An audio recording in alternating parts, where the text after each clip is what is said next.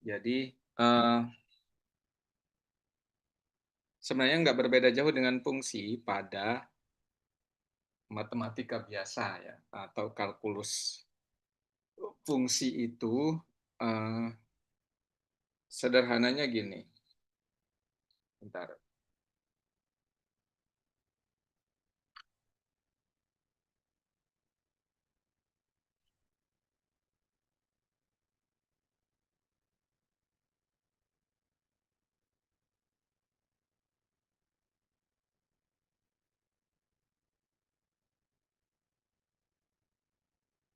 Fungsi itu terdiri dari ada namanya domain, kemudian ada namanya kodomain. Ya.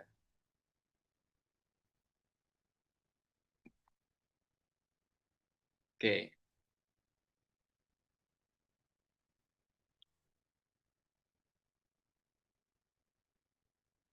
Nah, jadi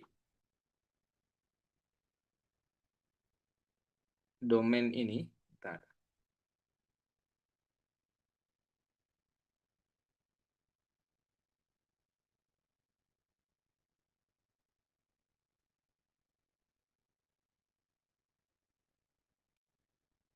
Nah, yang namanya fungsi itu ada terdiri dari domain ya. Domain itu misalkan di sini nih.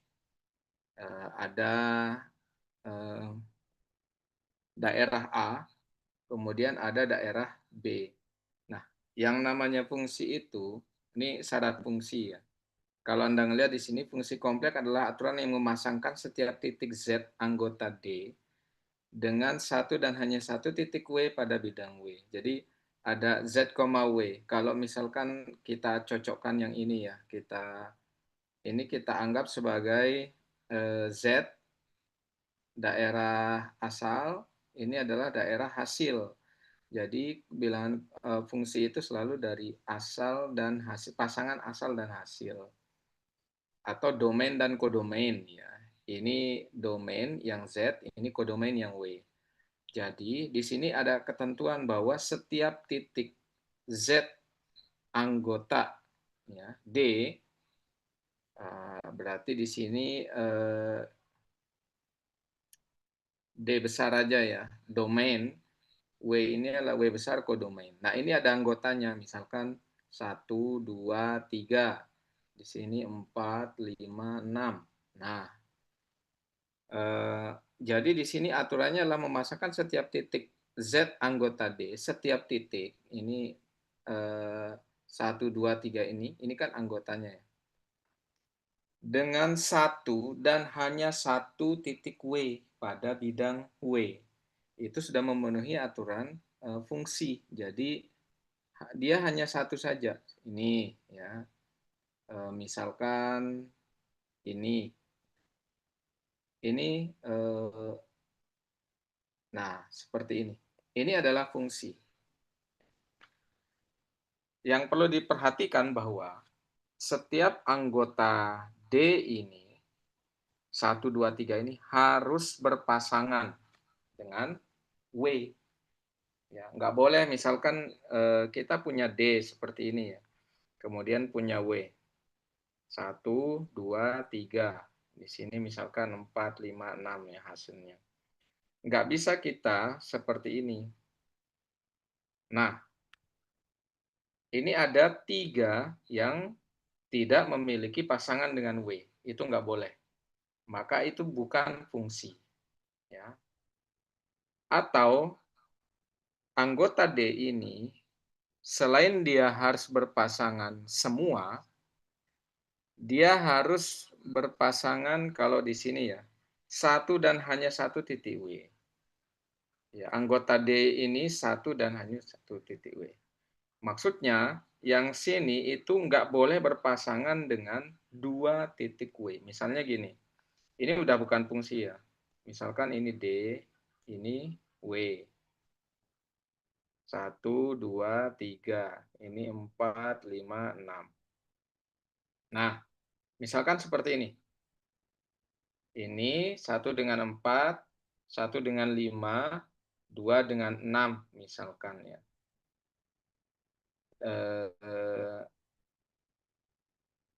misalkan sini 7 ya. Nah, 3 dengan 7, ini nggak bisa. Kenapa? Karena ada satu di anggota W itu berpasangan dengan 2 W. Maka ini bukan sebagai fungsi. Nah, kalau dia dua anggota apa? Dua anggota D berpasangan dengan satu anggota W itu boleh. Contohnya seperti ini. Misalkan kita memiliki D, ini W, ya. 1, 2, 3, 4, 5, 6. Contohnya gini. Ini berpasangan dengan ini ke sini. Kemudian ini ke sini. Nah, ini sudah termasuk fungsi. Karena anggota D itu dia tepat berpasangan, nah, dia satu-satu aja, dia semuanya berpasangan, kemudian eh, tidak ada satu anggota D berpasangan dengan dua anggota W. Kalau dia satu anggota W berpasangan dengan dua anggota D, itu boleh. Atau ada anggota W yang tidak berpasangan, itu boleh. Itu masih disebut sebagai fungsi. Ini kita katakan sebagai relasi fungsi.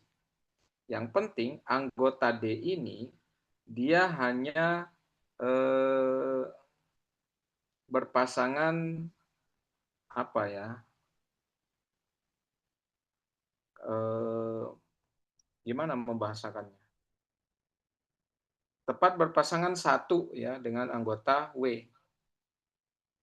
Nah, dia nggak boleh berpasangan lebih dari satu. Ya. Nah, kemudian anggota W boleh tidak memiliki pasangan. Itu boleh, itu masuk kategori fungsi. Ya. Kalau anggota D, dia harus semuanya memiliki pasangan. Seperti itu. Itu adalah fungsi.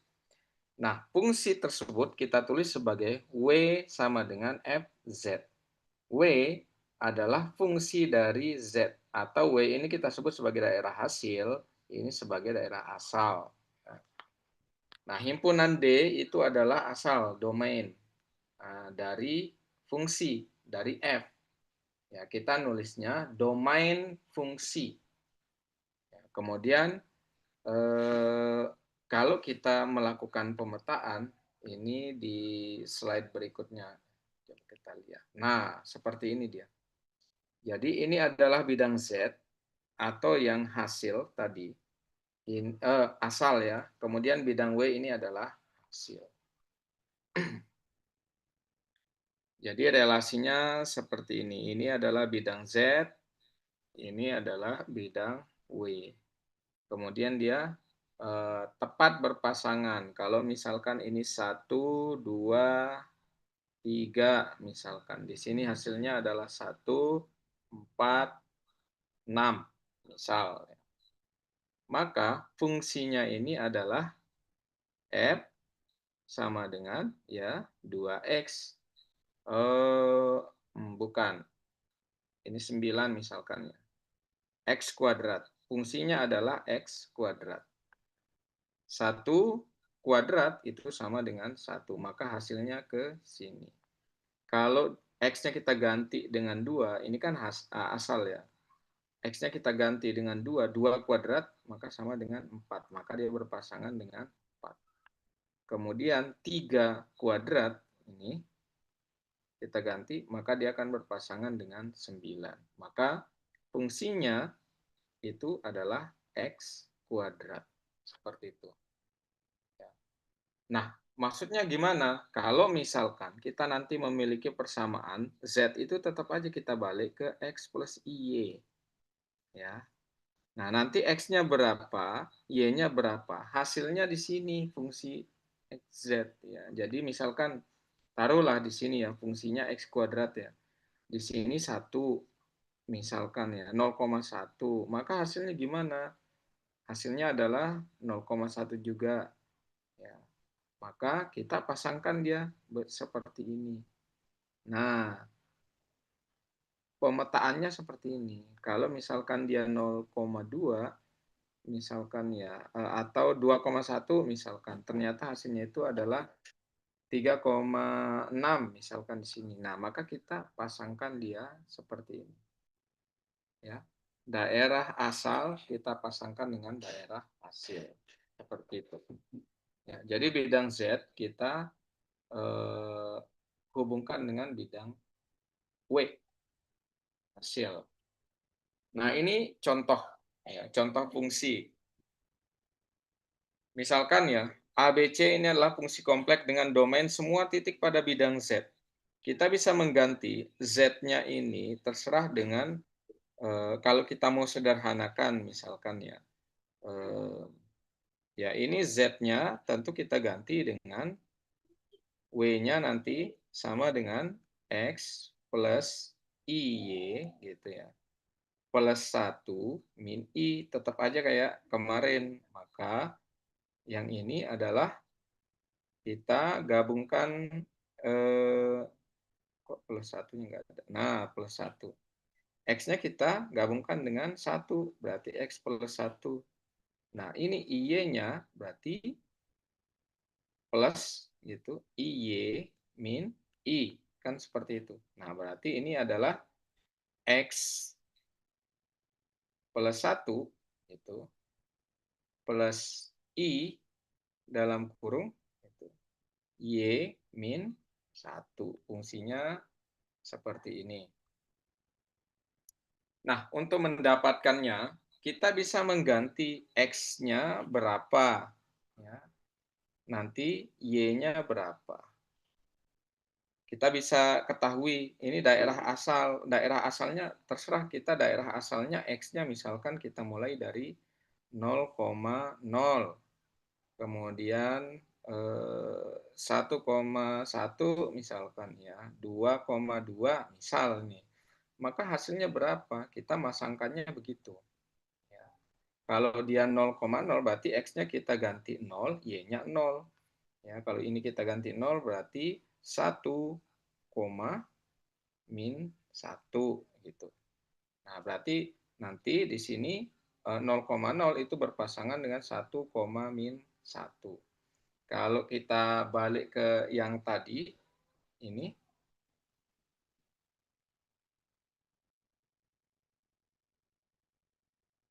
kita balik ke yang tadi, ini ketika daerah asalnya adalah 0,0, berarti di titik pusat ini ya, itu akan berpasangan dengan 1, min 1 tadi. 1, min 1. Misalkan di sini. Nah, kita tinggal tarik garis ke sini. Seperti itu aja.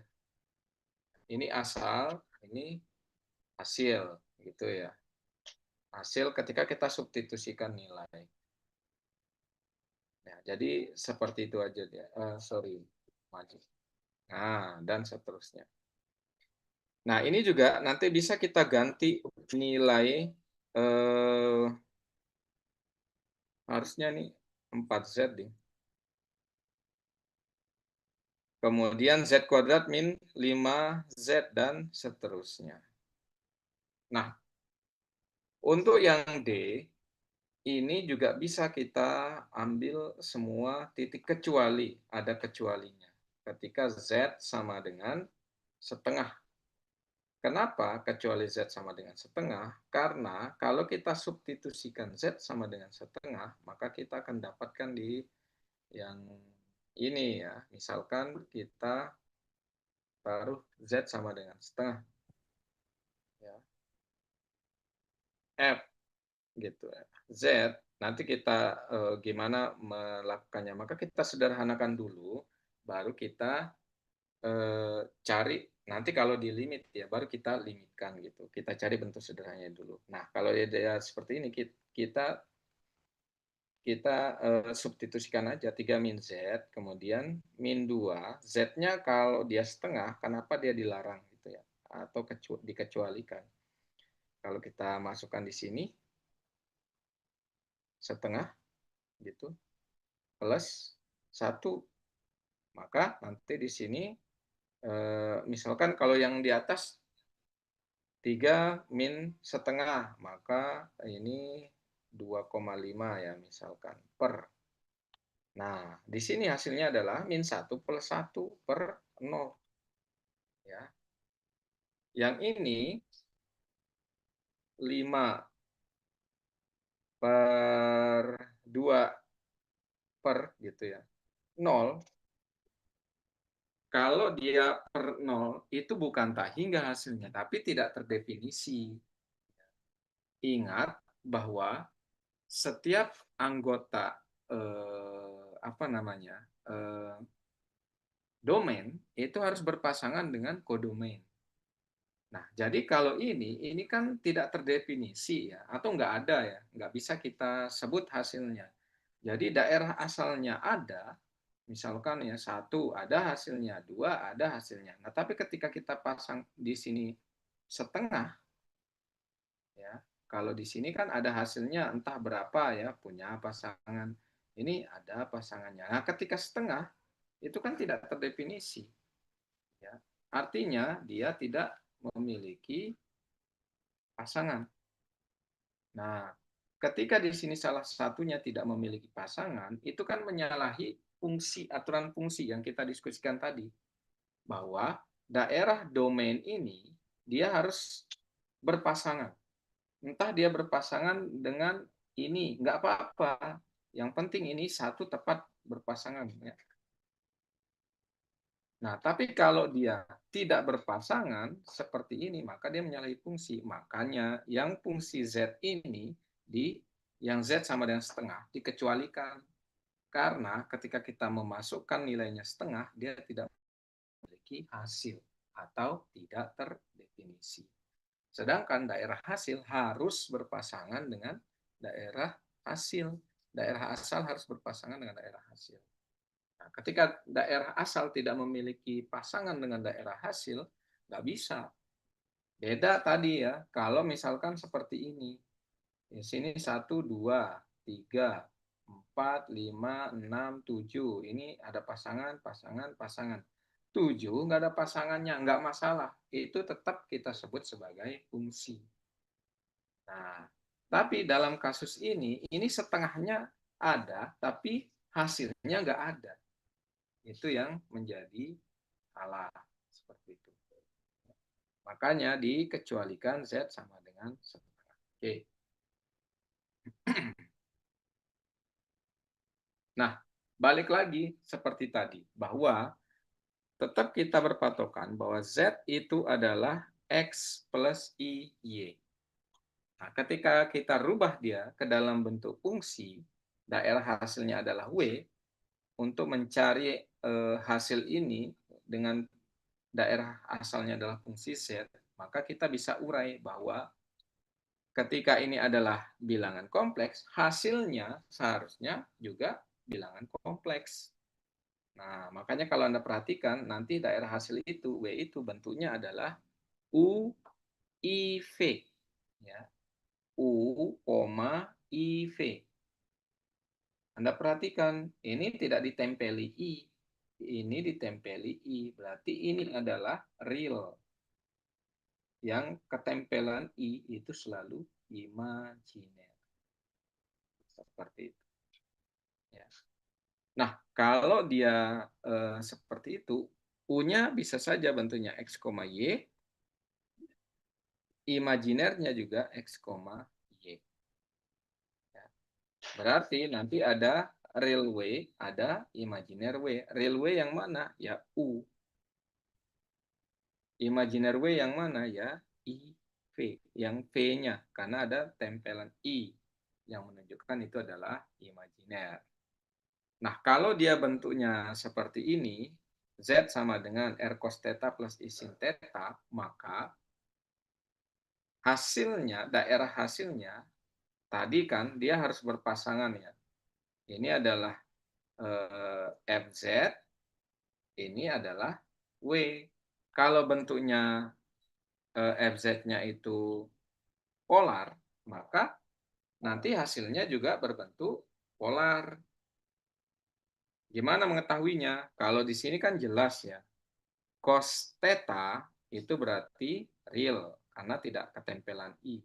Nah, sin theta ini adalah imajiner karena ada notasi I di depannya. Ya, maka nanti hasilnya bentuknya juga U, I, P sama. Cuman isinya tentu berbeda. Isinya itu adalah R, theta. Ya, ini juga R, theta. Sebagaimana Anda lihat di sini. Ini R cos theta. Ini kan bentuknya sebenarnya R cos theta plus I R sin theta. Cuma disederhanakan jadi bentuk seperti ini. Ya, jadi isinya tetap aja R theta gitu ya. R theta seperti ini. Jadi dia bentuknya nanti sama seperti ini. Berarti ini adalah imajinernya, realnya. Yang ini adalah imajiner. Ya, seperti itu. Oke, biar tidak membingungkan, kita coba pakai angka. Sebenarnya sederhana. Kita tinggal mensubstitusikan Z ketika Z itu adalah X plus IY. Itu aja. Ya. Sama dengan yang kemarin ketika kita mencari bidang kompleks dengan IR gitu ya. Imajiner, real. Anda masih ingat di persis di sebelum ini ya, bidang kompleks. Nah, kalau misalkan kita memiliki fungsi fz sama dengan 2z kuadrat min i. Nah, ini masih ada z ya. Nah, nanti i ini tentu ini akan berpasangan dengan imajiner.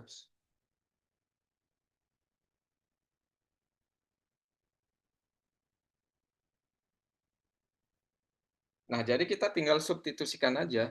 Ya, jadi fungsi Z. Nah, kan awalnya 2Z kuadrat. Nah, ada Z di sini kita ganti dengan XY. Karena Z kuadrat tentu X plus Y kuadrat. Seperti itu. Min I-nya tetap turun min I. Kemudian kita ada pengali 2 di sini. Nah, kalau dia seperti ini, kita selesaikan dulu. Karena ini adalah Z kuadrat, berarti Z kuadratnya yang kita selesaikan. Baru kita kalikan 2. Nah, Z kuadratnya adalah X plus IY kuadrat. Jadi, eh, hasilnya tetap ya seperti ini. Kita kalikan X plus IY kali X plus IY. X kuadrat plus 2X. 2 IXY min Y kuadrat. Sebenarnya ada min 1 ya. Min 1 untuk I kuadrat Y kuadrat. Seperti ini. Harusnya sih I kuadrat gitu ya. I kuadrat, Y kuadrat. Ini kurang. Nah, kemudian ini kita kumpulkan bahwa I kuadrat itu adalah min 1. Ya, itu yang perlu kita ingat. Makanya di sini kita pisah dia. X kuadrat min Y kuadrat plus I 2XY min 1. Ini adalah yang I kuadrat. Jadi I min I kuadrat min I gitu. Ya, karena di sini min-min, jadi plus 1. Atau gimana bentuknya? 2 X kuadrat plus 2 XIY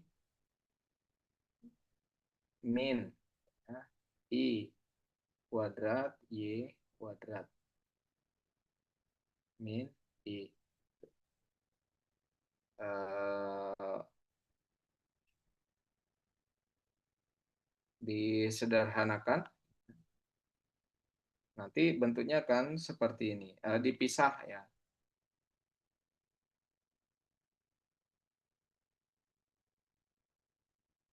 Min I. Nah, 2 X kuadrat gitu. Ini min-min harusnya jadi plus dong.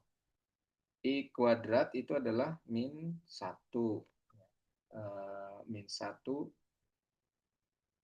jadi plus 1 plus Y kuadrat.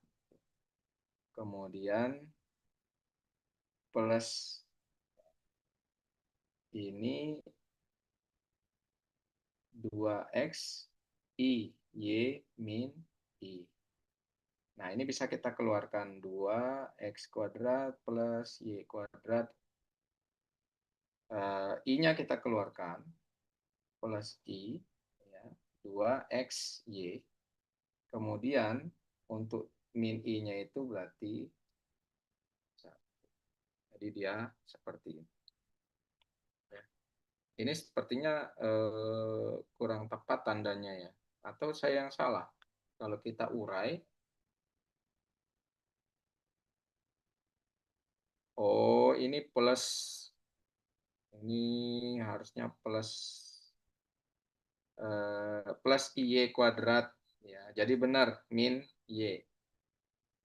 Ini min Y kuadrat, ini min Y kuadrat. Karena nanti jadi min 1, jadi min Y kuadrat. Seperti itu.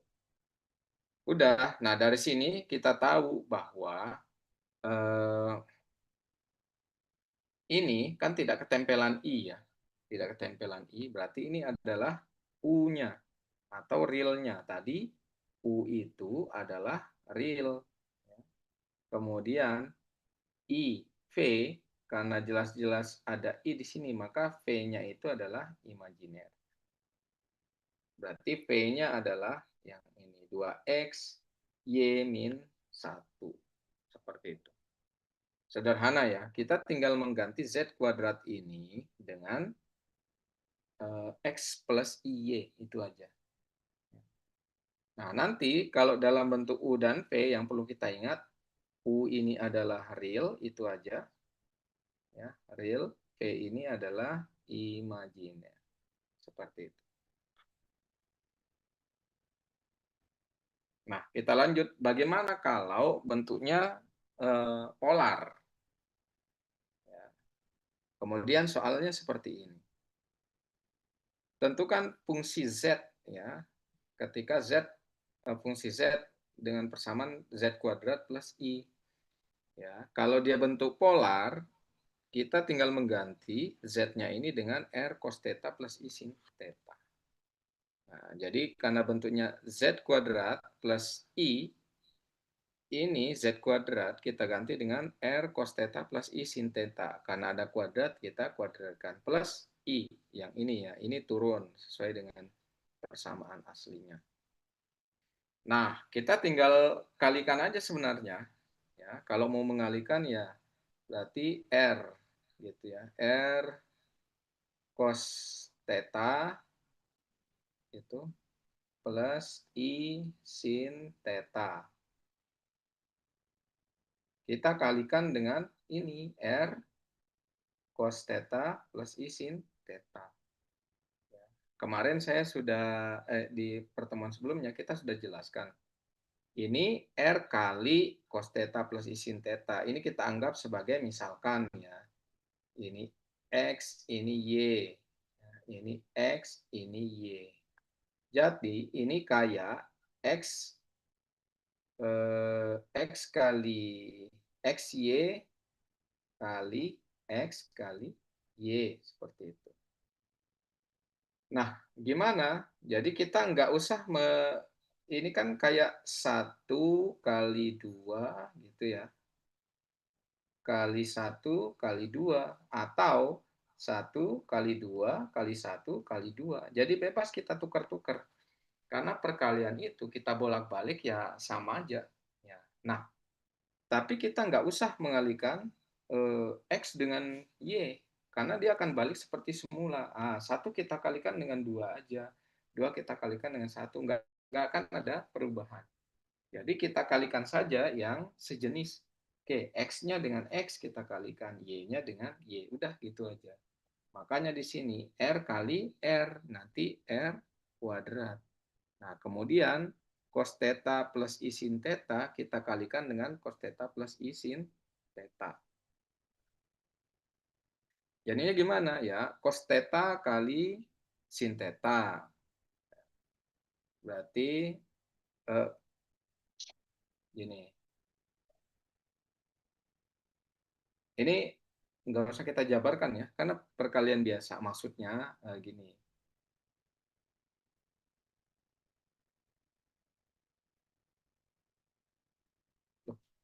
Sorry.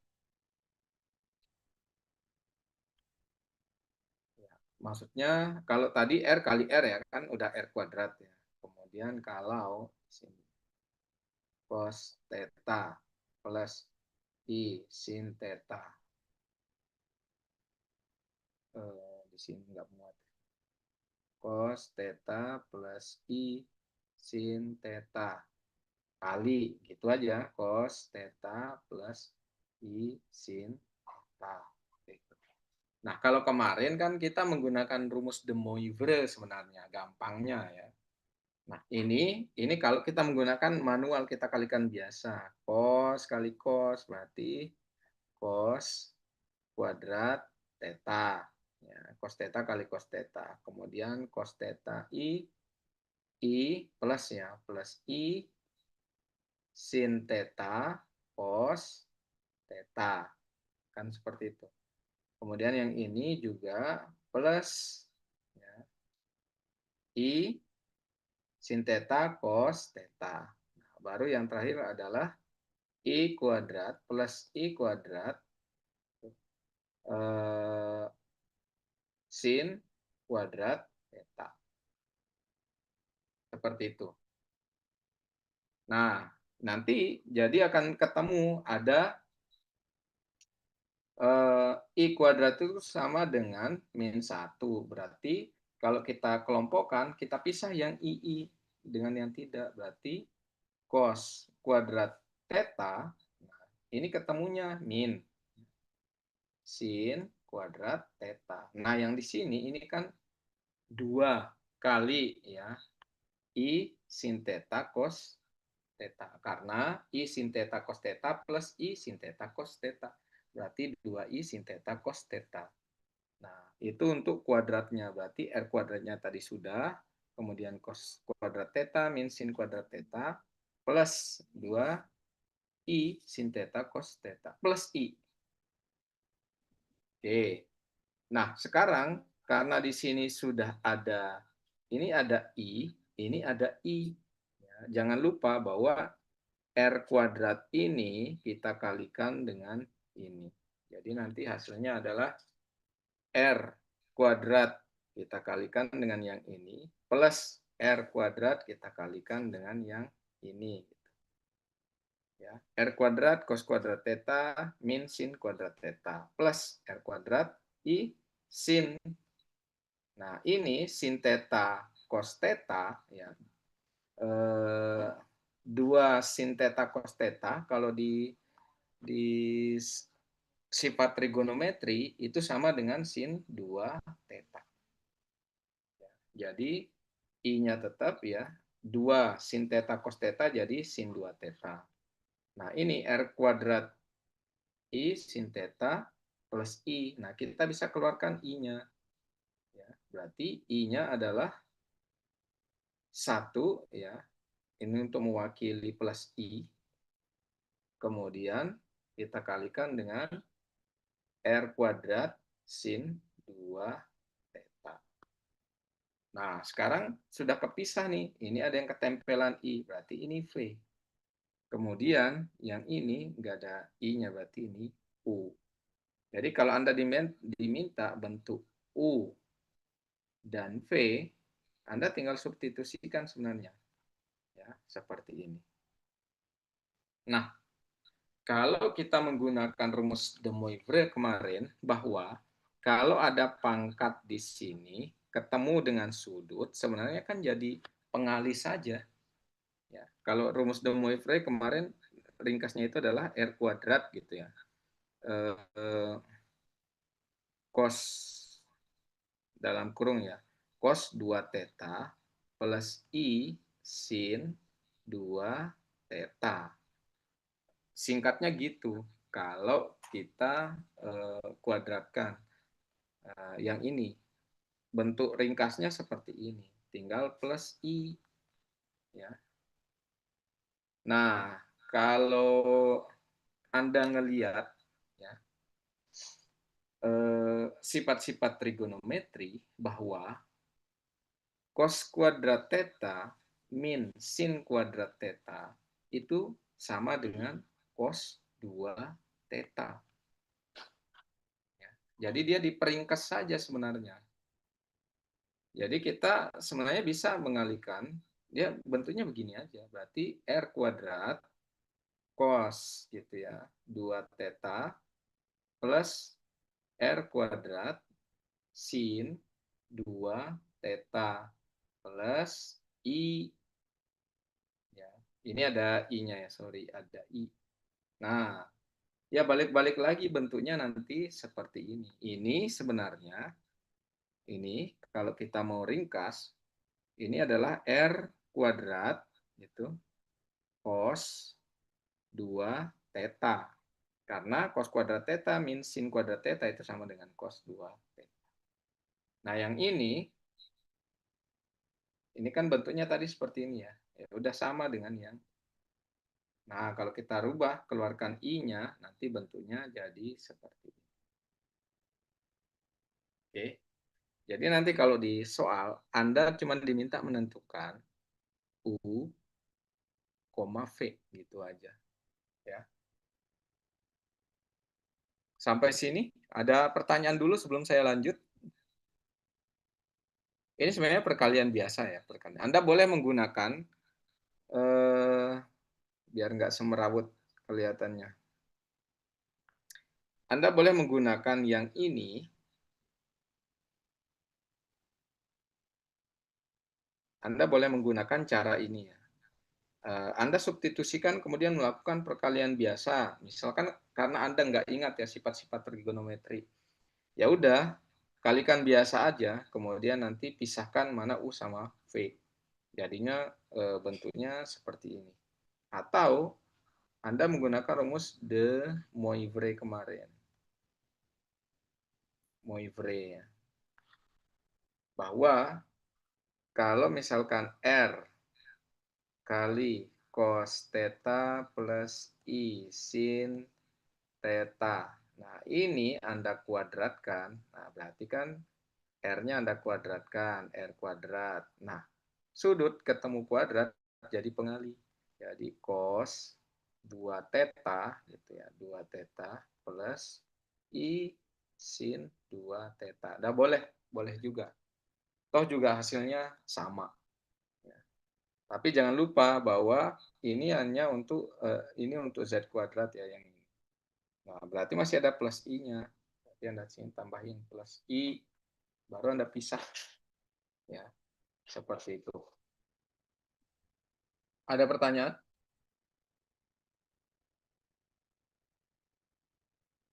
Nggak ada. Halo? Oke, jangan-jangan karena udah larut malam pada ngantuk. Oke, kita lanjut sedikit ya. Sekarang fungsi komposisi fungsi. Jadi kalau misalkan ada dua fungsi yang saling bertautan gitu ya. Di sini kita diberikan fungsi fz dengan domain kita lambangkan dengan df ya, domain f. Kemudian ada fungsi g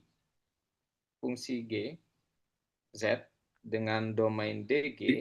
Nah, seperti ini. Jika ini ada syaratnya, rf ya irisan dg tidak sama dengan himpunan kosong ya, bukan nol. Maksudnya gini, ketika kita pengen menghubungkan z ya, dz dengan ini g ya, harusnya gz itu g, maka harusnya ada penghubung di tengah dan isi penghubungnya itu harus merupakan irisan antara z dengan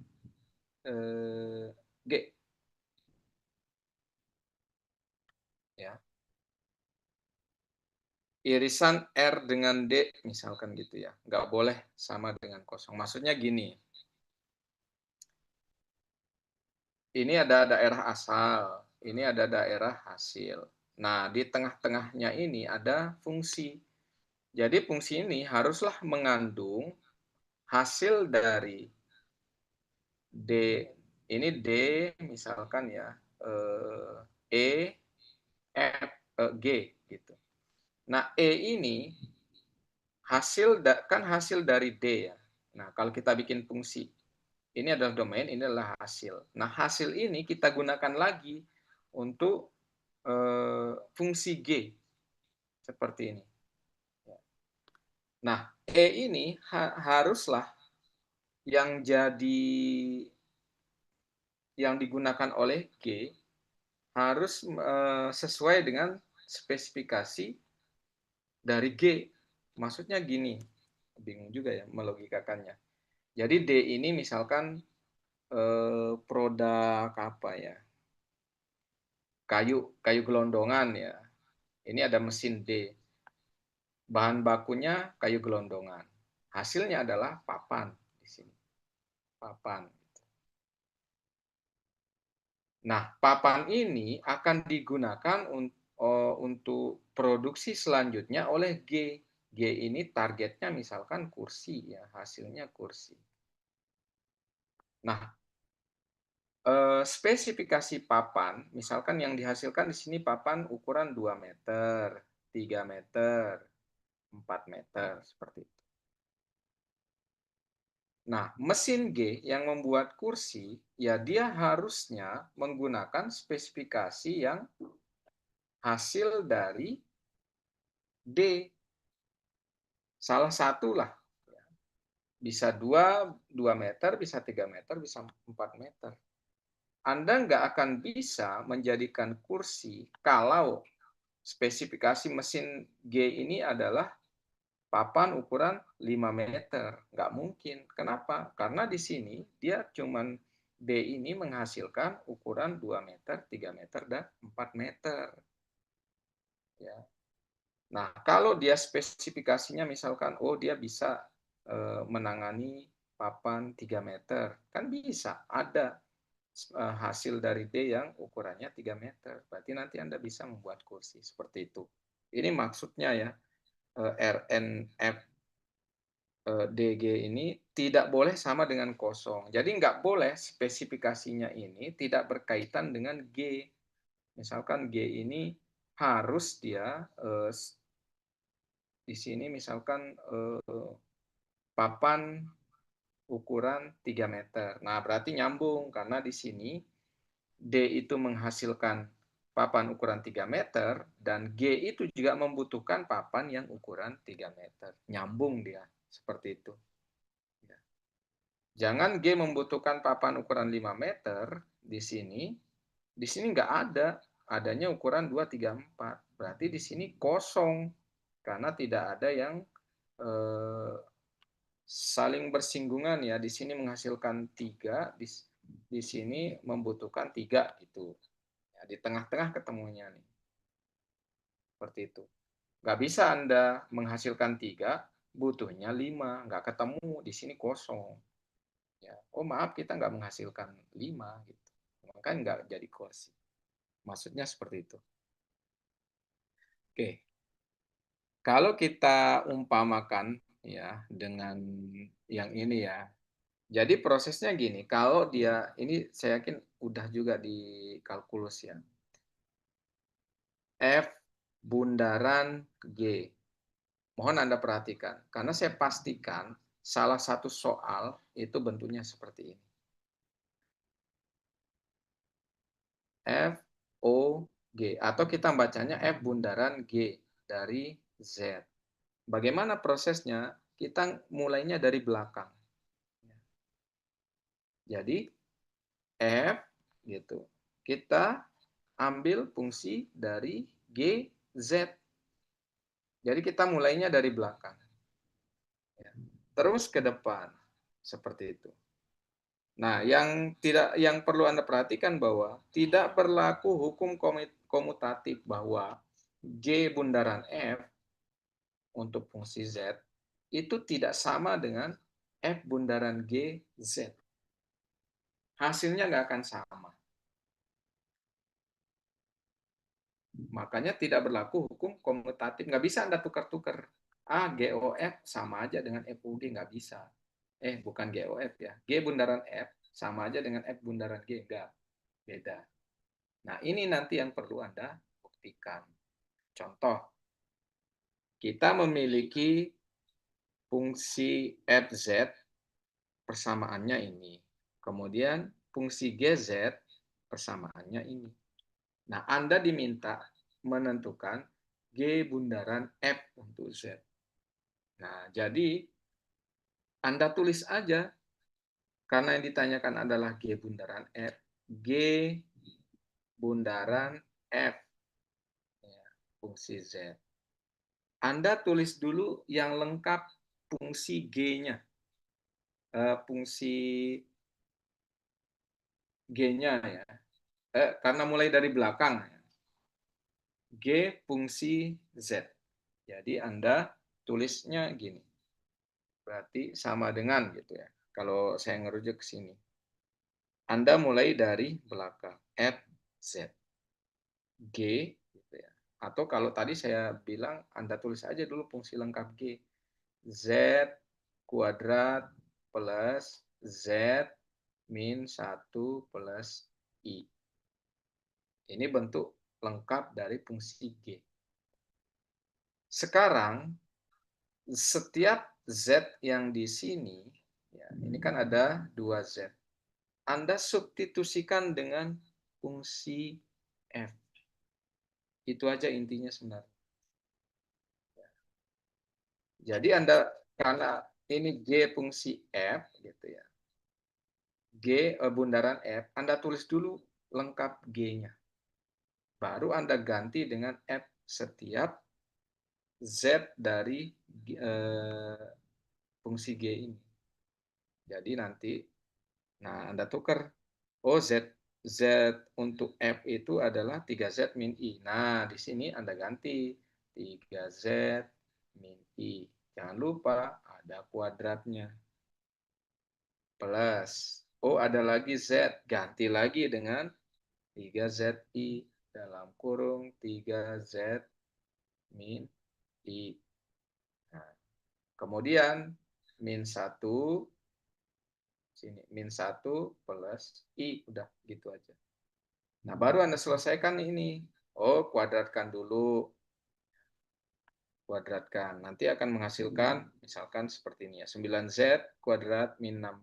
IZ min 1. Kemudian plus ya, 3Z min I. Min 1 plus I. Baru bisa Anda gabung. Ada ZZ yang bisa digabung di sini.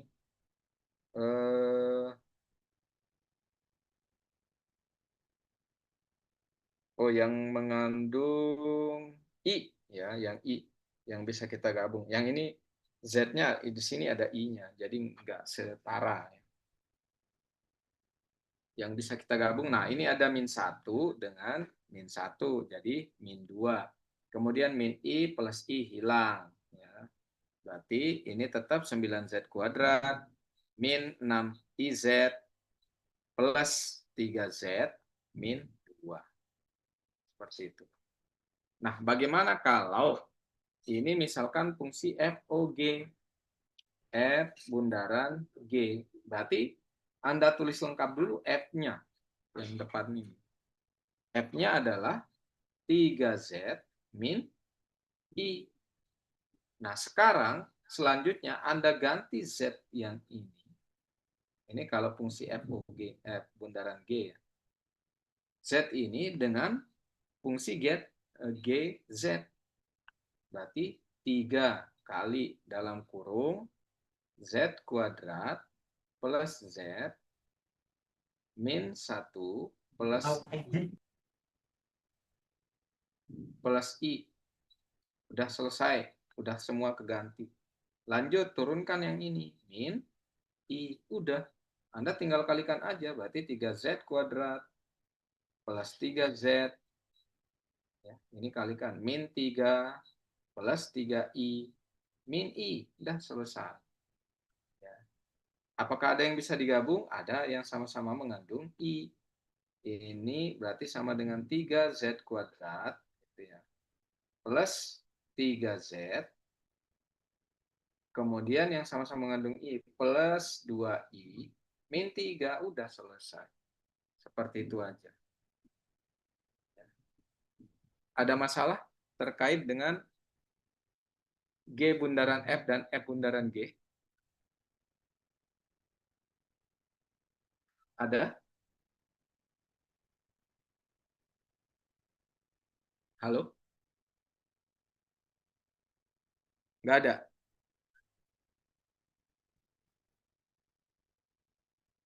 Nah, coba Anda lihat tadi ketika G bundaran F itu hasilnya ini. Ketika kita coba F bundaran G, hasilnya adalah 3Z kuadrat dan seterusnya. Nggak sama kan? Makanya terbukti bahwa tidak berlaku hukum komutatif bahwa G bundaran F itu tidak sama dengan F bundaran G karena hasilnya berbeda.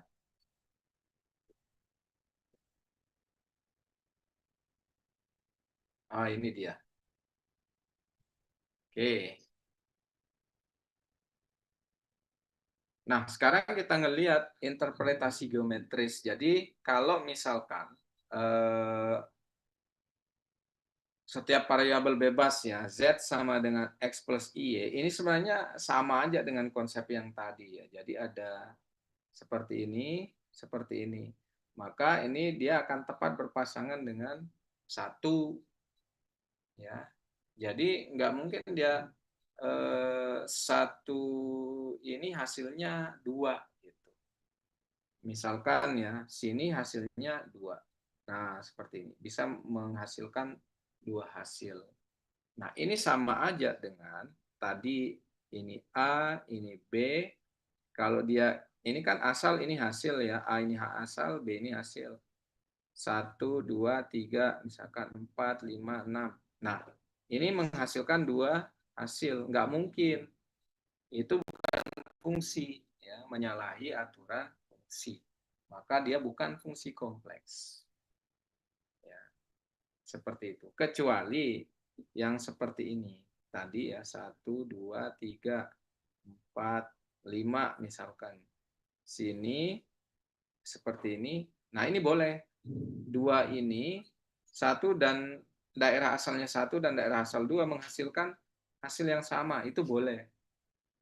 Ya. Seperti ini. Kalau kita gambarkan di bidang kompleks, berarti seperti ini. Misalkan ini ada titik, ya, ini titik. Jadi seperti ini boleh. Yang nggak boleh itu adalah seperti ini. Nah, satu titik ada dua hasil. Kalau ada dua titik, satu hasil itu boleh. Oke. Nah, karena pasangan Z, W mengandung 4 dimensi, maksudnya gini, kita ini kan udah berpasangan ya, A, B, jadi pasangannya gini. Maka koordinatnya itu adalah kalau misalkan di sini itu adalah eh, X, Y, di sini U, V, kita nggak bisa menggambarnya jadi satu. Ya. Kalau dia seperti ini, maka dia X, Y, U, U gitu, V. Ini 4 dimensi jadi. Nggak bisa. Karena bidang kita cuma 2 dimensi, makanya kita tetap pisah dia. Daerah asal X, Y, daerah hasil U, V masing-masing. Masing-masing kampasnya itu masing-masing. Baru kita pasangkan atau tarik garis. Ya. Kalau Anda paksakan jadikan satu, misalkan ya Anda paksakan jadikan satu. Nah, kampasnya itu seperti ini. Anda mau di satu kampas ini aja, di satu bidang ini. X, Y, U, V. Ya hasil, ya asal di situ. Gimana? Di sini cuma ada X, Y. Ya, U-nya gimana? Kalau Anda mau, oke, kita bikin 3 dimensi. Boleh. Ini U misalkan. Nah, tapi masih ada V. Di mana Anda naruh V-nya? Seperti itu.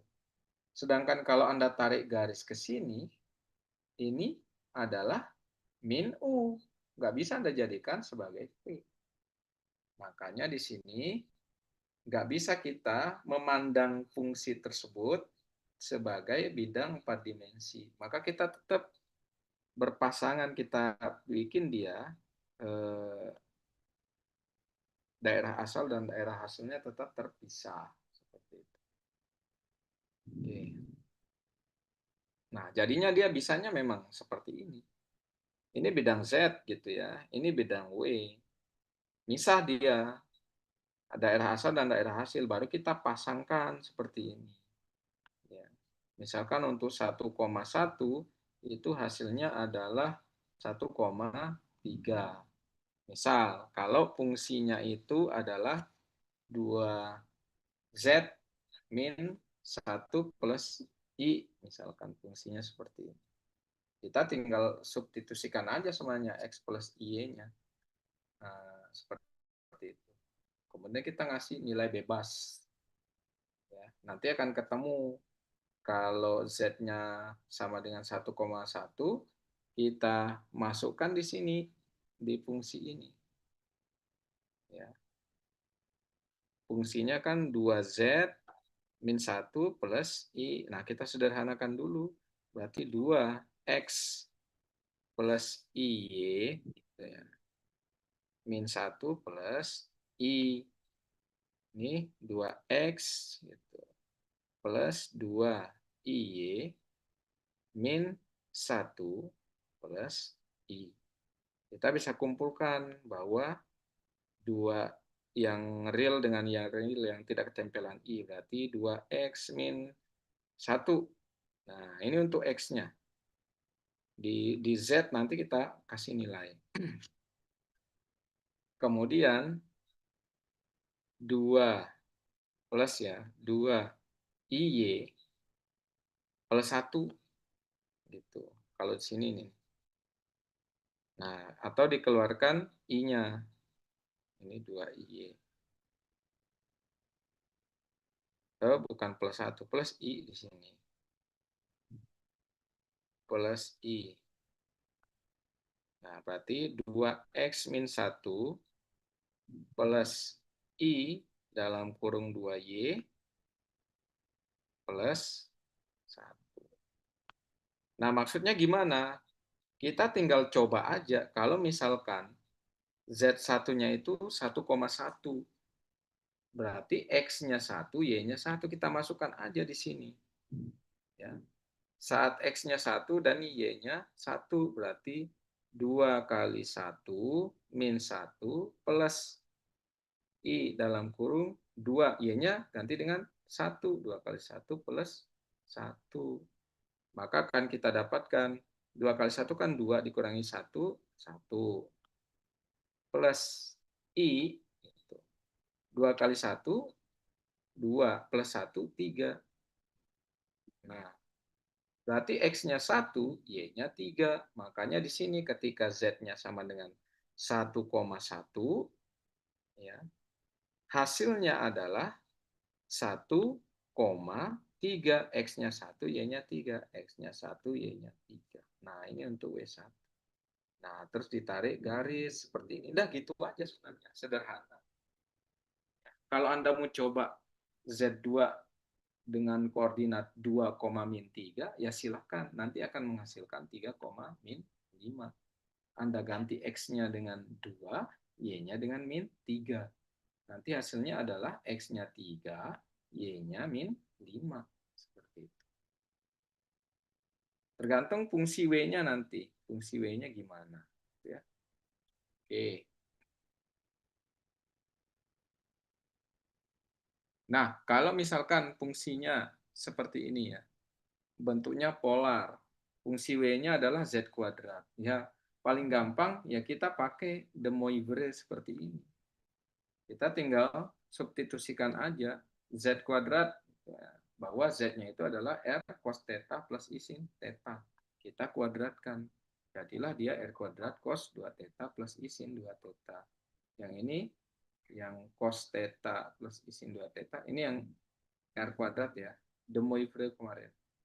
Rumus de Moivre kemarin ya. Coba Anda buka-buka kembali yang slide sebelumnya. Nah, demikian juga kalau kita berbicara tentang argumen atau sudut. Ya, sama aja.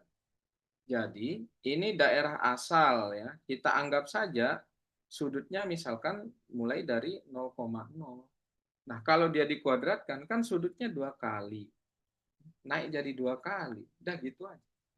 Kalau sudut pertamanya 30 derajat, berarti nanti di daerah hasil, karena fungsinya adalah Z kuadrat, 2 kali 30 derajat. Berarti dia jadi 60 derajat. Seperti ini aja. Dah baru kita tarik garis seperti ini yang menghubungkan bahwa ini daerah asal, ini daerah hasil. Ini asal, ini hasil. Seperti itu aja. Ya. Sederhana. Nah, R-nya semula kalau Anda lihat di sini, ya, fungsinya R-nya seperti ini ya. Asalnya, karena fungsinya Z kuadrat, R yang semula biasa jadi R kuadrat. Kemudian yang semula cos theta menjadi cos 2 theta. Ya, kalau Anda lihat, ini dia. R-nya jadi R kuadrat. Kalau sini theta, berarti ini 2 theta. Karena di sini menggunakan alfa, ya hasilnya adalah 2 alfa. Ya. Pokoknya ini asal, ini hasil. Hasilnya bagaimana? Ya tergantung fungsi yang ada di sini. Ini adalah fungsi. Fungsinya sama dengan apa? Kalau ini fungsinya adalah Z kuadrat. Udah seperti itu aja. Ya, sederhana. Nah, bagaimana dengan limit? Kalau Anda ingat di kalkulus bahwa limit itu adalah dia mendekati, ya, tapi nggak pernah ketemu. Dia cuma mendekati aja. Kalau dia mengatakan limit limit mendekati 0, limit Z mendekati 0, maka kalau kita gambar, misalkan ya, ini 0, ini kan 0 ya. Misalkan X mendekati 0, maka dia limitnya itu kan seperti ini. Terus saja makin dekat kan ke X sama dengan 0, tapi nggak pernah di titik 0 itu dia cuma mendekati aja. Nah, kalau fungsi kompleks itu lebih lebih agak berbeda dengan fungsi matematis biasa. Ya. Kalau misalkan gini, kita punya fungsi limit ya, limit mendekati X sama dengan 3 misalkan di sini ya. Nah, maka kita bisa mendekatinya dari 2 arah, dari kiri ke kanan gitu ya. Nah, seperti ini.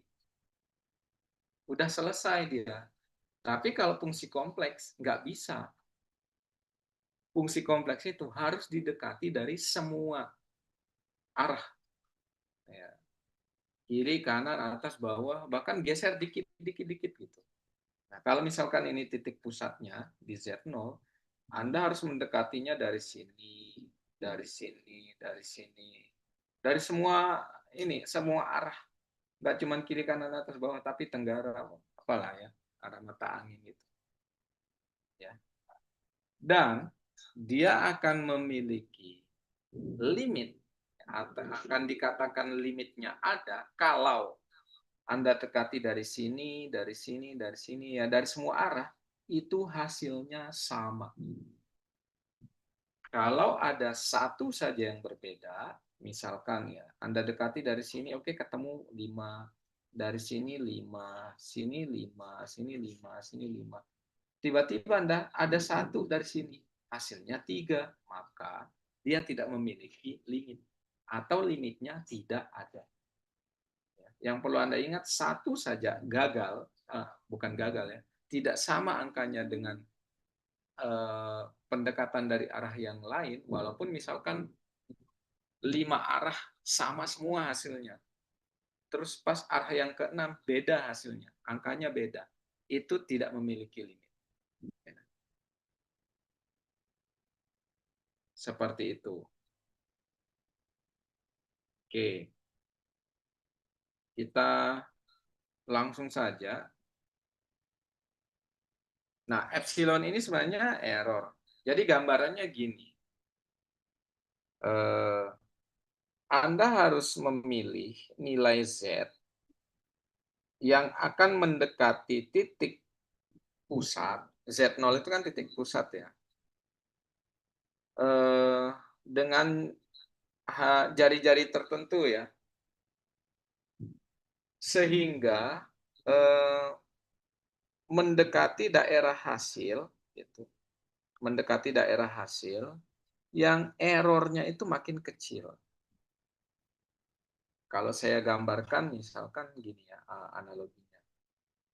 Saya minta, ini ada target nih, target panah, kemudian lingkaran, lingkaran, lingkaran. Ya, saya minta untuk memanah sedekat mungkin dengan titik pusat. Ya, maka Anda akan memilih, misalkan ini daerah asal ya. Anda akan memilih mungkin ya, karena sangat sulit sekali untuk pas di titik pusat, maka kita memilih daerah yang mendekati titik pusat untuk mendapatkan error sekecil mungkin. Ya, intinya gitu. Jadi kita pilih kalau misalkan ada sini. Nah, kita usahakan ya panahnya di sekitar-sekitar sini. Maka errornya kecil. Kalau tiba-tiba panah Anda nancapnya di sini misalkan, kan errornya besar, tambah jauh. Nah, maka Anda harus memilih daerah yang berada di sekitar-sekitar Z0. Yang ini sedekat mungkin dengan Z0 untuk mendapatkan hasil W0. Karena ya Z0 itu tentu akan berpasangan dengan W0. Kalau Anda lihat di sini. Nah, ini Z0 itu akan berpasangan dengan W0. Sudah ketentuan yang awal ya. Berarti kalau Z0 nanti hasilnya W0.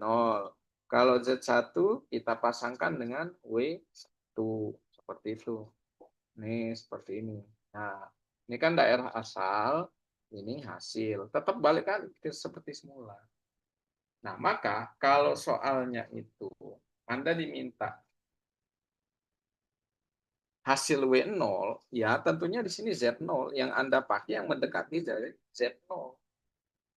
Seperti itu. Anda memilih angka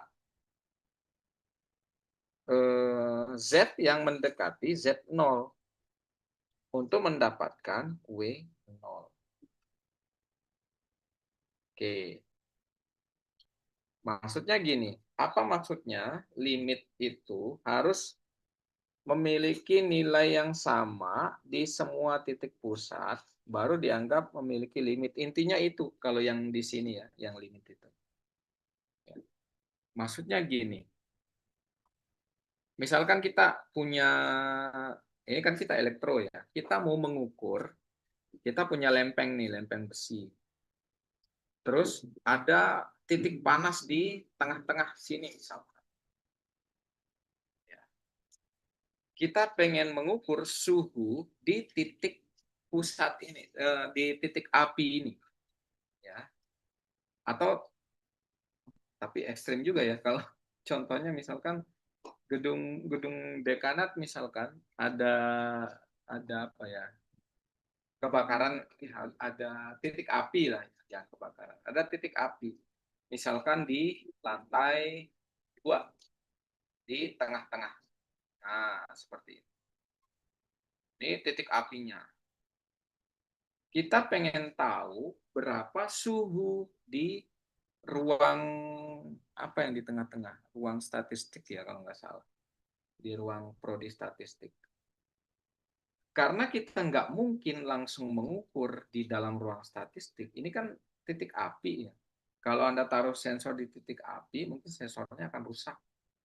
Gimana cara mengetahuinya? Kita ukur di sekelilingnya ini, sekeliling ruang statistik.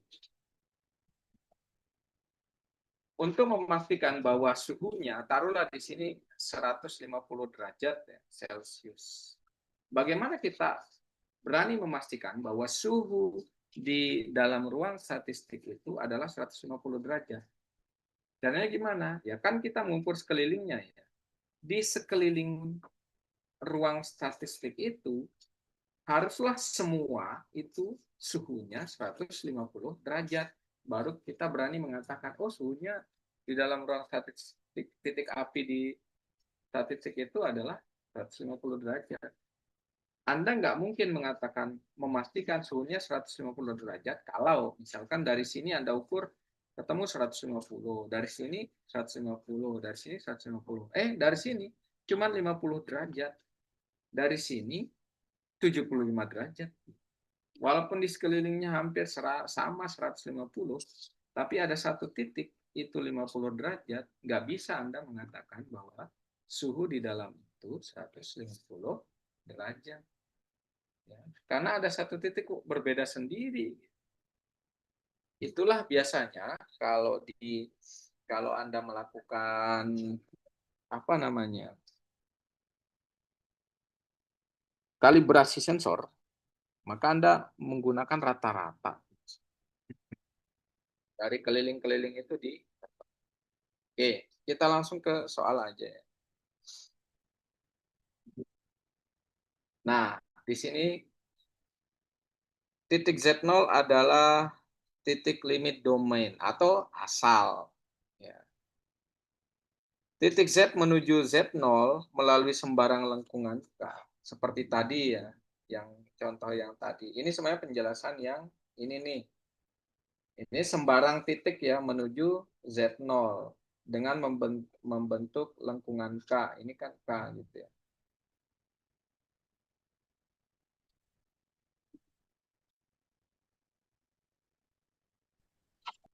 Artinya Z menuju Z0 dari segala arah tadi ya. Apabila Z menuju Z0 melalui dua lengkungan yang berbeda, mengakibatkan FZ menuju dua nilai yang berbeda.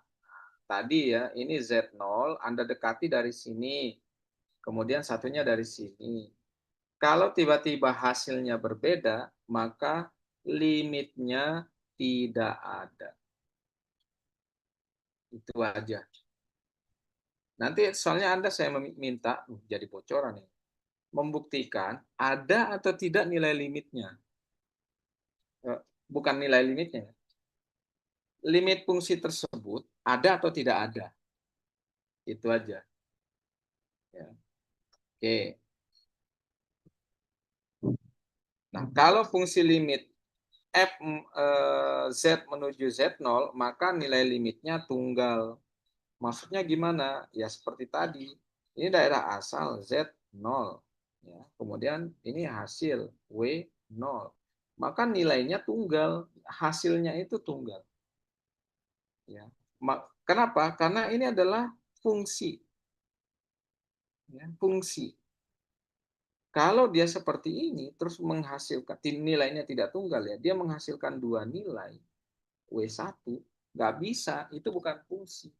Tadi udah kita jelaskan bahwa titik ini 1, 2, 3, 4, 5, dia harus satu. Daerah asal itu harus satu. Kalau dia menuju dua hasil, boleh. Tapi dia harus satu. Yang ini fungsi. Kalau dia seperti ini, 1, 2, 3, kemudian 4, 5, ada satu, hasilnya 2. Nah, ini kasusnya sama seperti ini. Ini bukan fungsi, nggak bisa. Makanya di sini katakan nilai limitnya tunggal. Oke. Nah, kalau yang teorema 2, kalau dia ada Z0 dengan nilai X0, Y0, maka nanti hasilnya itu bisa kita baca dalam akan menghasilkan U, V, IV ya. U-nya nilainya ya, U-nya nilainya juga X0. P-nya Ini sama dengan Y 0.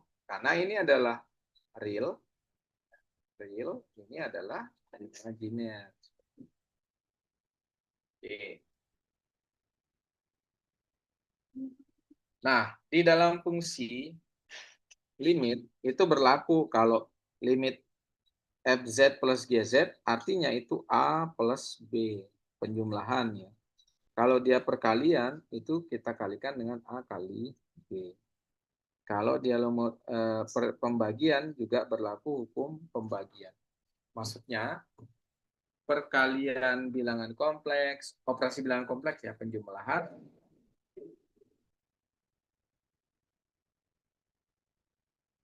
Penjumlahan, perkalian, dan pembagian itu juga berlaku di fungsi bilangan kompleks. Itu aja sederhananya, biar nggak pusing, biar nggak bingung. Nah, contohnya gini.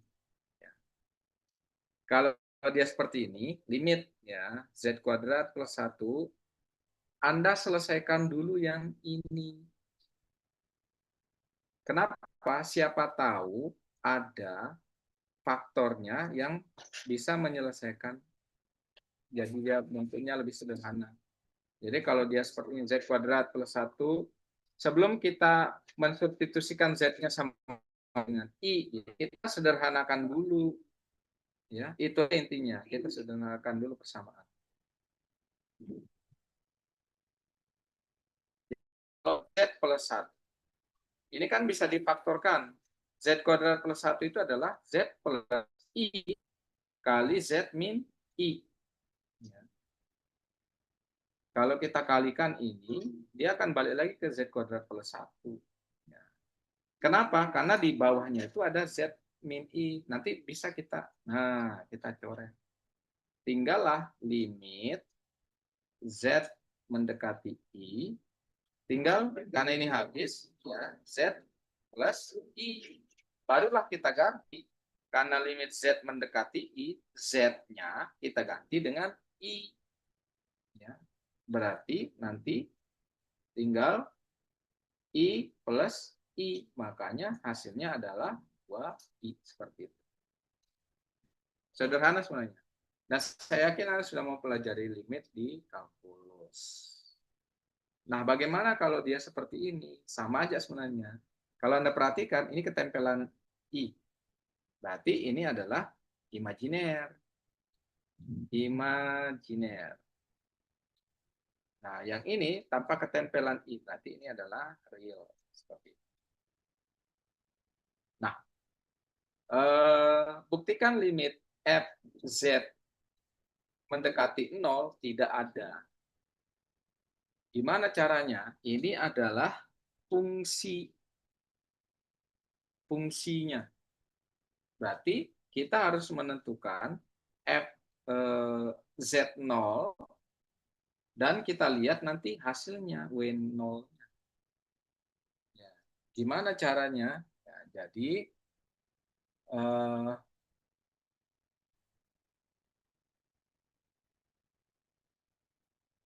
kita bisa mengambil ya sembarang nilai. Kita ambil aja yang paling mudah kita substitusikan. Misalkan kita ambil saat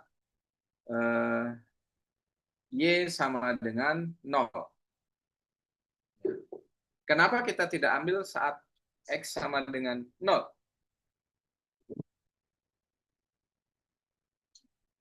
Sebenarnya boleh-boleh aja, silakan kalau mau X sama dengan. Tapi kita ngambil misalkan ya garis Y sama dengan 0 sebagai pendekatan. Kita bebas memilih nilai yang lain, yang penting gampang disubstitusikan ke sini. Apakah kita boleh mengambil Y sama dengan 1? Ya silakan saja, boleh. Tapi akan merepotkan Anda kalau Anda mengambil 1. Nanti di sini 1, 1, 1, 1. Ya. Oh, gampang kalau 1. Ya. Ketemu hasilnya. 2 misalkan, 3, 4. Ya. Karena ini ada X kuadrat plus Y kuadrat, Anda harus mengkuadratkan dan lain sebagainya. Nah, paling gampang adalah kita ambil Y sama dengan 0. Nah, Kita mencoba titik pusatnya itu di Z0. Berarti X, 0 limitnya. Karena Y-nya yang kita tentukan sama dengan 0. Karena X-nya, Y-nya sama dengan 0, dan Z-nya sama dengan 0, Z itu kan sama dengan, kalau kita cari modulusnya ya, X kuadrat plus Y kuadrat. Kalau Z-nya sama dengan 0, kemudian udah kita tentukan Y-nya sama dengan 0, pasti X-nya sama dengan 0. Maka kita akan mendapatkan 0,0, makanya di sini ganti 0,0. Kita tinggal substitusikan saja. Oke, Y-nya 0, X-nya 0. Berarti masukkan saja di sini. Ya. Sini Y-nya kita ambil Y-nya 0 ya. Y-nya 0. Kita substitusikan di sini. Saat Y sama dengan 0, berarti 2X kali 0. Kemudian X kuadrat plus 0. Ya. Jadi kalau kita substitusikan, di sini coba saya bersihkan dulu. Nah, saat Y sama dengan 0, ingat Anda bebas memilih nilai. Pilih nilai yang paling gampang Anda substitusikan dan mempergampang perhitungan yang di sini. Nih, kita ambil Y sama dengan 0. Sama dengan berarti 2X kali 0 per X kuadrat plus 0 kuadrat. Plus ya, X kuadrat per Y-nya itu sama dengan 0 plus 1 kali I. Gitu. Sama dengan 2X kali 0, udah apa-apa kali 0 ya? 0 per ya, X kuadrat dibagi X kuadrat plus 0 kuadrat ya. X kuadrat plus X kuadrat per 0 plus 1, 1 kali I. 0 dibagi X kuadrat ya 0. Berarti sama dengan 0 plus X kuadrat dibagi 1 ya X kuadrat kali I. Nah, maka hasilnya adalah X kuadrat kali I. Nah, ini dia. Baru kita substitusikan bahwa X-nya itu mendekati 0. Karena kita mencarinya Z mendekati 0. X-nya sudah pasti 0. Kalau kita substitusikan 0 di sini, 0 kuadrat kali I, ya sama dengan 0. Ini nilai yang pertama. Kan kita nyoba salah satu nilai. Sekarang kita nyoba nilai yang kedua. Bagaimana kalau Y-nya sama dengan X? Y-nya sama dengan X. Apakah boleh yang lain? Silahkan saja. Yang penting kita cari yang mempermudah perhitungan. Nah, kita coba bagaimana kalau Y-nya sama dengan X. Ini. Karena Y-nya sama dengan X, kita ganti setiap Y menjadi X. Berarti 2X kali X per X kuadrat plus Y-nya kita ganti X, X kuadrat. Seperti itu. Ya. Kemudian plus X kuadrat, Y-nya kita ganti dengan X, X plus 1 kali I. Sama dengan 2X kali X itu 2X kuadrat per X kuadrat plus X kuadrat 2X kuadrat. Ya. Plus nah, X kuadrat per X plus 1 kali I. Ini habis, bukan habis ya, 1 sama dengan 1. Berarti 1 plus X kuadrat per X plus 1 kali I. Udah. Nah, sekarang kita tinggal substitusikan. X-nya sama dengan 0. X-nya sama dengan 0. Kita ganti aja di sini, berarti sama dengan ya 1 plus target kita kan Z0 ya. Z0 itu 0,0 ya. Berarti nanti tetap limitnya X-nya kita ganti dengan 0.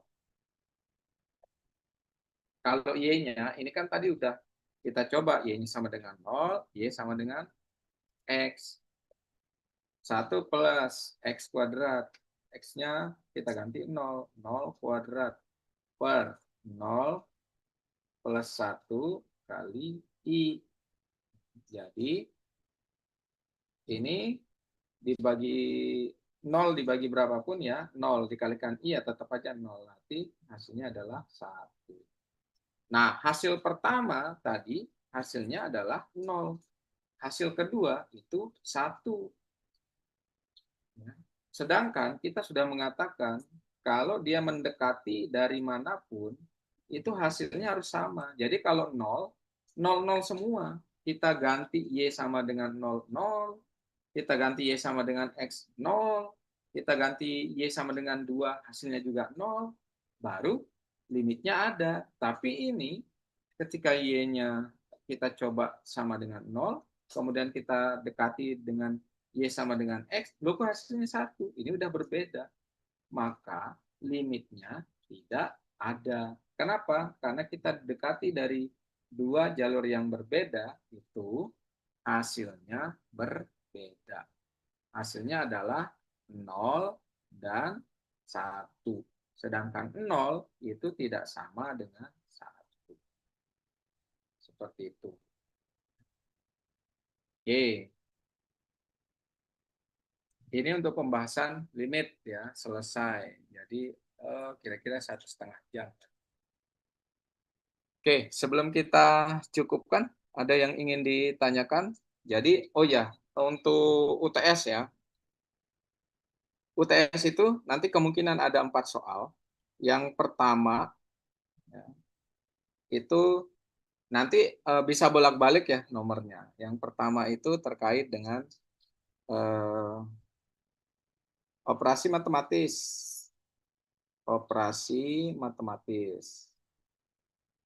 Operasi matematis bilangan kompleks. Nah, ini satu soal. Yang kedua, tentunya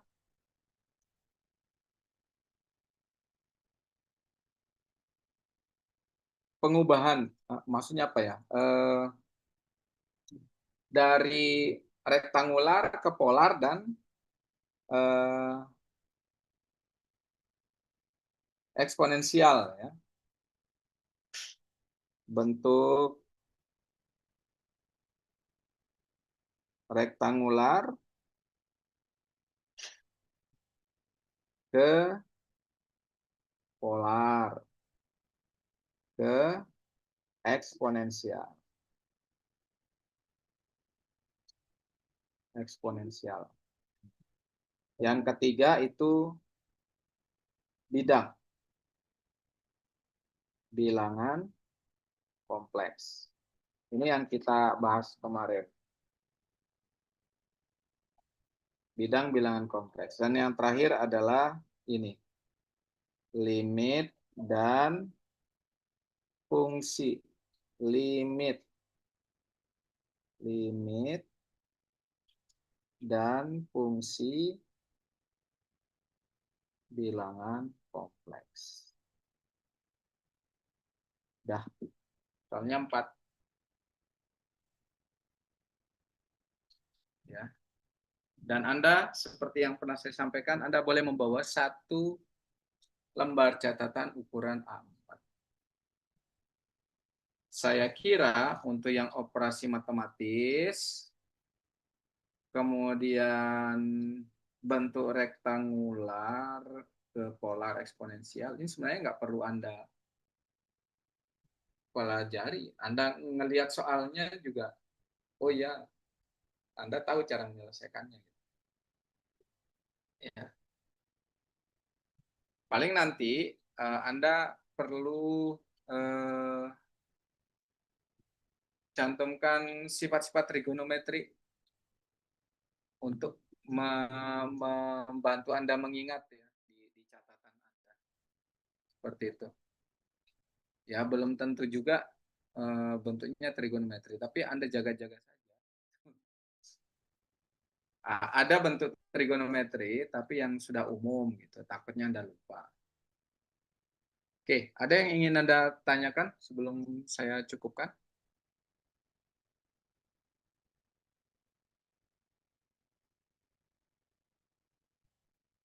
Ya, ini kisi-kisi UTS ya. Kisi UTS. Soalnya 4.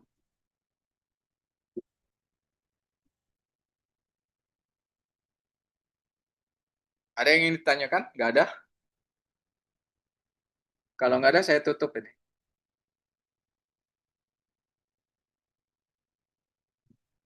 Halo?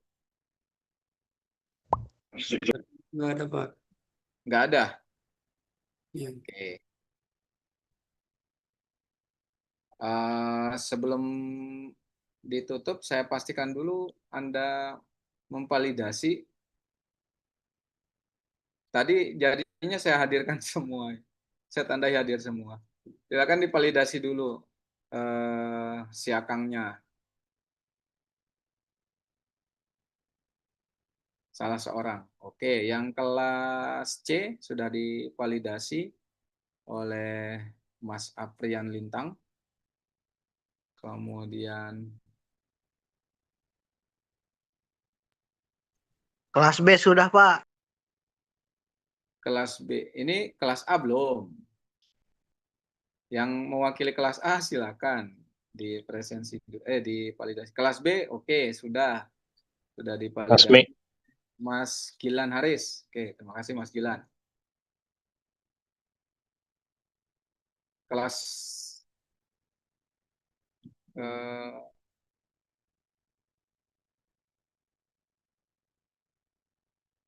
kelas D, kok kelas D baru ini ya?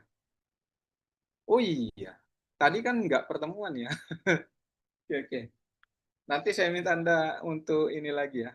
Soalnya kelas yang lain tuh 6 pertemuan semua. Oke, udah divalidasi. Tuh. Kenapa cuma 5 kali pertemuan ya?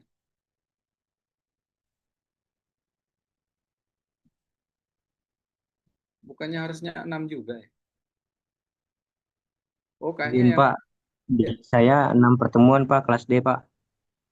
kelas D. Iya, iya Pak. Kenapa 5 kali di sini? Bentar, bentar. Kalau di saya 6 sih Pak. Oh tapi perlu pertemuan terlaksana 5 ya. Iya, dan ini udah divalidasi. Bentar, bentar. Saya cek dulu yang... Oh, ada satu yang nggak divalidasi. Tanggal 13.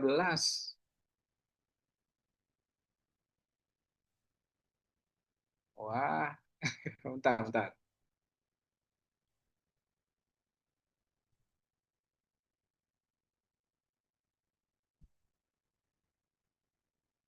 Eh, coba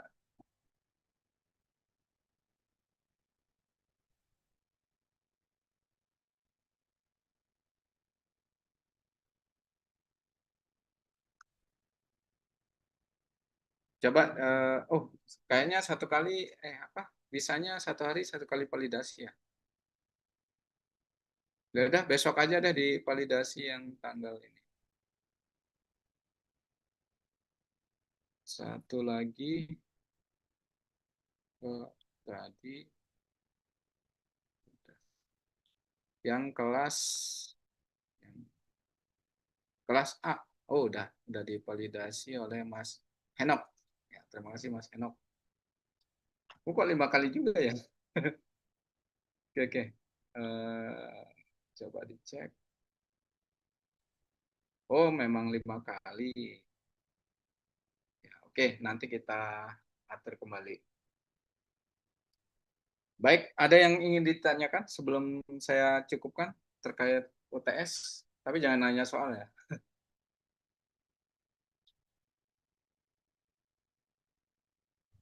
Maaf Kisi. Pak, ini Ya, untuk catatannya itu bolak-balik atau satu lembar depan saja ya Pak? bolak-balik. Oh, terima kasih ya Pak. Ya, Anda bikin sekecil mungkin biar semua masuk. Nanti saya share slide-nya ya malam ini.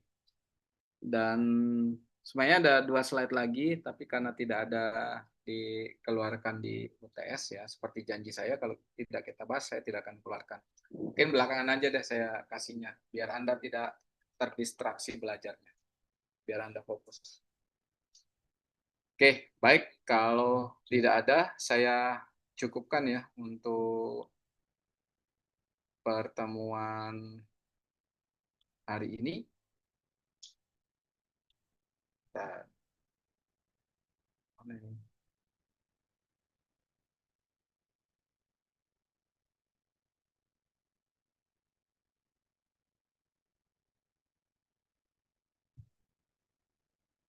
ya, Zoom. Oh, hentikan presentasi. Oke. Baik, kalau tidak ada, saya cukupkan ya. Terima kasih atas kehadiran Anda. Mohon maaf mengganggu waktu liburnya. Selamat malam semuanya. Terima kasih Pak. Selamat malam juga.